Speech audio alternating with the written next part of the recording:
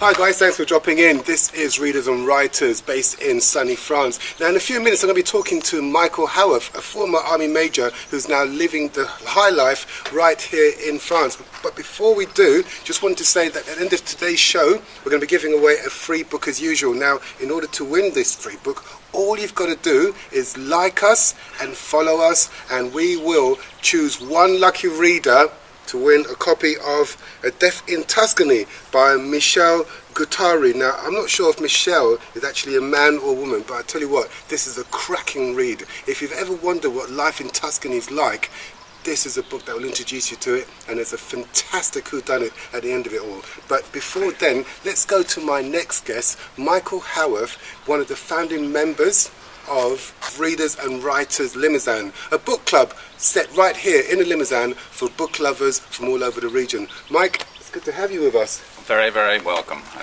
Now look, you got your foot in both camps, because I understand that you're a writer as well as a reader.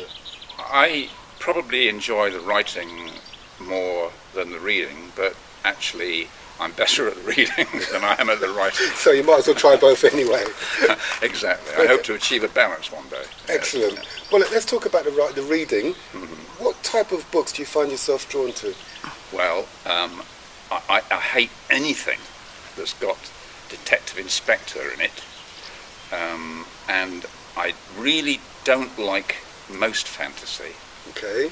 But one of my favourite books is actually a classic fantasy, which is Gormenghast by Mervyn Peake, and that trilogy is entire fantasy, but it brings in a cultural message, and a message of how stupid you can actually live your life, and in this enormous fantastic castle that of course only exists in Mervyn Peake's mind. It's a trilogy, you say? Yes, it is, yes, and I'm never going to read a trilogy again because he went mad by the third one. That's true, and the third one is absolutely awful. He quite literally went mad? Something happened. Right, he lost the plot a little bit. Lost the plot. Yeah. Okay, all right. So is this a book that you'd recommend that we should pick up and have a look at? I think we can undervalue the idea of that sort of book and say, oh, well, that's just fantasy. But if we look at things like Lord of the Rings, etc., etc., as long as they've got a message that is significant, I'm prepared to read them. And certainly Gormenghast has a huge social message all about authoritarian nonsense that you can put up with in life. It seems odd, though, that the idea of a message is important, because you find that most of the new books tend not to have a message. They just tend to kind of repeat what other people have written before, so almost like jumping on a bandwagon. Yeah, and it's a bit scary when you try and glass through some of the text of some of the new novels. They seem a bit as if people are desperate to get to 255 pages, even if it kills them. What do you think about the whole self-publishing idea?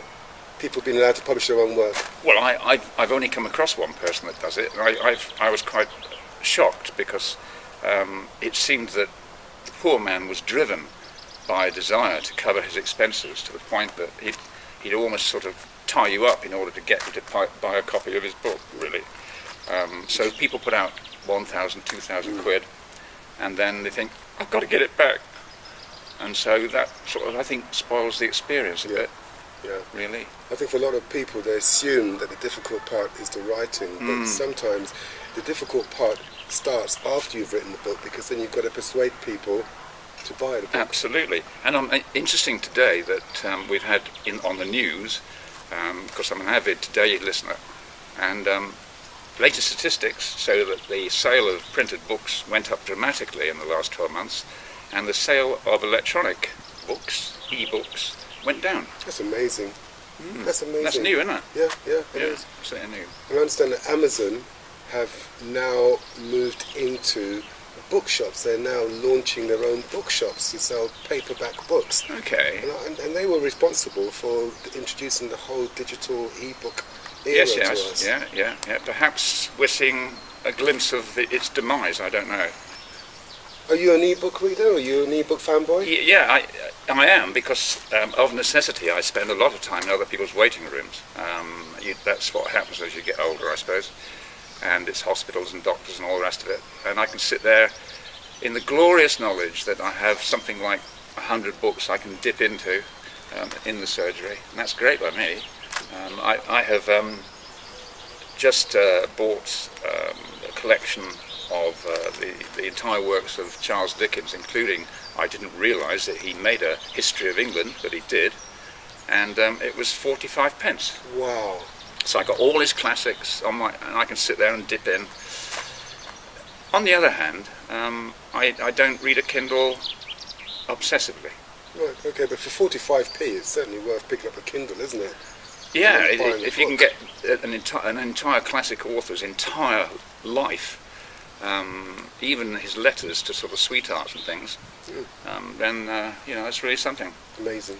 Tell me about the readers and writers in the Limousin region. Now, you're one of the founding members of this group that Sure. gets together once a month, and you sit down, and what happens? What do you do?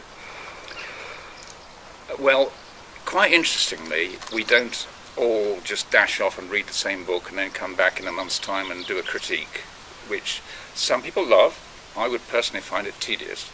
I don't like to be directed in my direction of reading. I don't want somebody to say, this month we're reading so-and-so, because inwardly I would probably say, no, I'm not. I did in fact go to one of the clubs, having not read the book, and gave my critique without having read it. Okay, how did that go? It went very well. Really? Absolutely. Very strange, that. Did you get a feeling nobody else read the book either? So No, they'd read it, but they took they all nodded sagely. Okay. Right, okay, that's good. Yeah, so you pulled it off. Yes, but so we don't read the same book. We haven't got many youngsters. That's a pity, but nevertheless, accepting the generations that we are, we've got either a half lifetime or almost a lifetime's experience of literature, either writing or reading, and gems just come out of people's mouths at the table and picked up and turned into other precious stones, and it goes round and round the table in a sort of circuit of interesting knowledge, experience, and at times completely nothing to do with reading and writing. But it's the spark that lights the conversation. Yes, it is, and the sort of people that are there, because they're people who have enjoyed literature. My goodness, you can tell they have learnt a lot from their hobby. Yeah. Okay. Tell us about your writing, because I understand that you also write for pleasure. Yeah. What are you working on? Well, I've got this theory that everybody, unless they are very, very young, have got a book inside them. Every single person. So the first book is always dead easy. And then when you sit back and read it, it's rubbish. Okay. But it's so easy because everyone's got that book in them.